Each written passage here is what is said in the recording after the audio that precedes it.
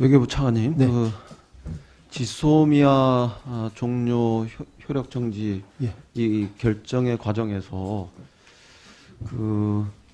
미국 측의 건설적인 노력이 있었다. 이게 주미대사 이수혁 대사님의 그 말씀인데요. 그와 관련해서 혹시 어떤 추가적인 말씀하실 게 있습니까? 미국이 공개적으로 여러 번 밝힌 바가 있습니다만 미국 입장에서 동맹국인 한국 그리고 일본이 서로 그런 어려운 문제로 갈등을 겪지 않도록 대화를 촉진하고 하는 그런 역할들을 했다는 미국의 입장입니다. 그 얘기는 조금 더 정확하게 분석해 보면 그동안 미국 정부는 한국 정부의 태도 변화, 입장 변화만을 일방적으로 요구한 것처럼 알려져 있는데 그것이 아니라 일본 정부에도 입장 변화 내진 태도 변화와 관련한 혹은 한일 간의 원만한 그 대화, 협상 재개 이런 것과 관련한 어떤 노력을 했다는 이런 이야기 아닙니까? 네, 그렇게 볼 수 있습니다. 그렇다면은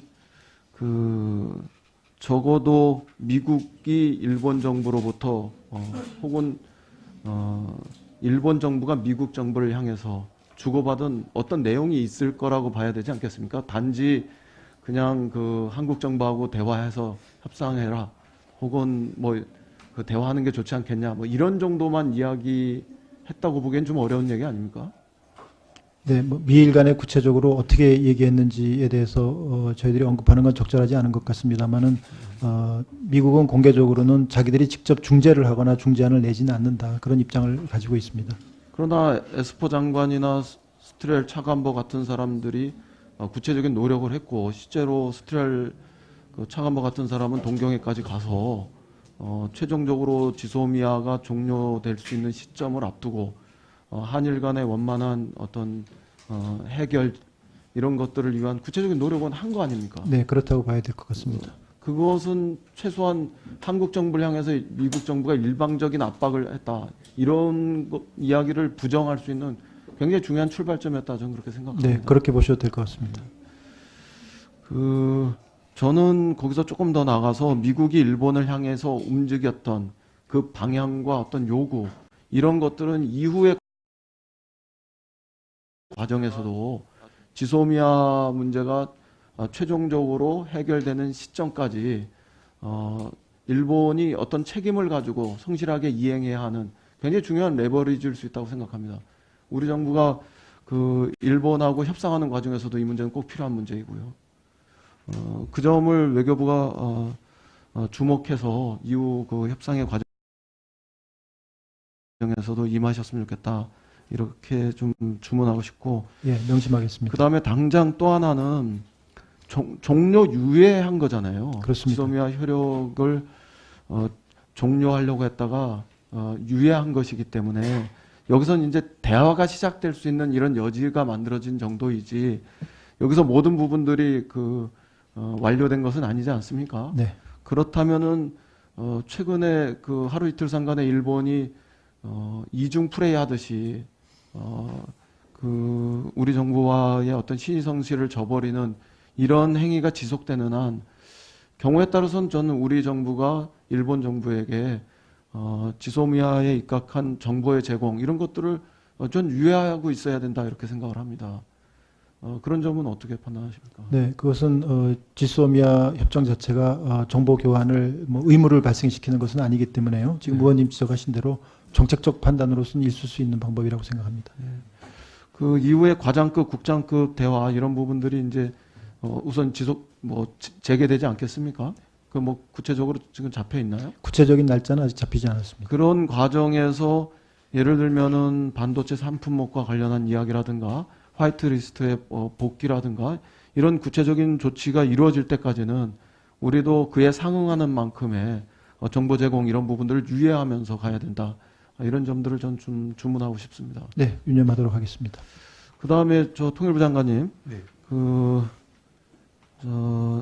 북미 관계나 남북 관계와 관련해서 굉장히 중요한 시점에 지금 우리가 들어가고 있는 것 같습니다. 어떤 면에서 크리티컬 타이밍 이런 지점에 우리가 있다 이렇게 생각을 하는데 이런 시점에서 금강산 그 관광 재개의 문제라든가 이런 것들은 좀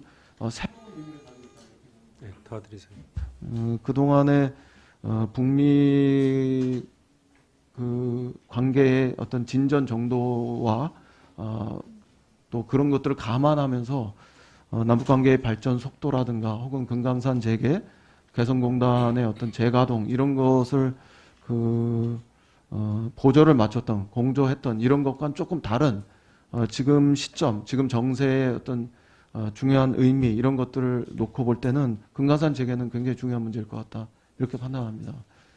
그 점에서 아까 미국 가서 스티브 비건도 만나고 이런 과정에서 어떤 말씀을 하셨는지 모르겠는데 굉장히 긍정적인 과정으로 금강산 재개가 또 능동적인 과정으로 검토되지 않는 한 이 크리티컬 타이밍에서 우리의 적절한 대응은 아닐 수 있겠다 이런 점 때문에 좀 우려가 돼서 장관님이 조금 더 이 문제에 대해서 적극적으로 나서셔야 하는 거 아닌가 이런 생각이 드는데요. 예, 의원님 말씀대로 이 남북 관계와 북미 관계의 선순환이 굉장히 중요한 것 같습니다. 특히 이 여러 가지 그 불투명한 변수와 환경 속에서 이 남북 관계의 공간을 어떻게 확보하고 유지하고 발전시켜 나가는 것인가 하는 것이 우리에게는 매우 중요한 과제인 것이고, 그런 차원에서 보면은 금강산 관광 재개도 그런 방향에서의 매우 중요하게 풀어나가야 될 과제다 이렇게 생각하고 있습니다. 저는 굳이 북의 그 태도 때문에 이렇게 판단하는 건 아닌데요.